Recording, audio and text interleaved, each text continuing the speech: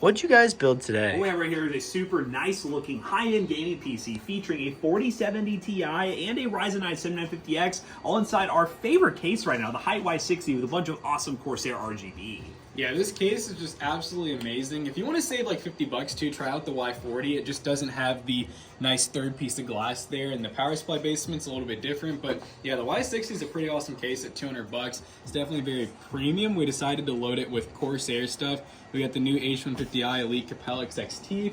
And then to name off some of the other specs, we have a ROG Strix X670E motherboard that does have Wi-Fi and Bluetooth, a 1TB Gen 4 Western Digital Black, 32 gigs 5200 megahertz RGB Corsair RAM, a 1600 watt 80 plus platinum fully modular power supply. This thing's ready to get upgraded forever.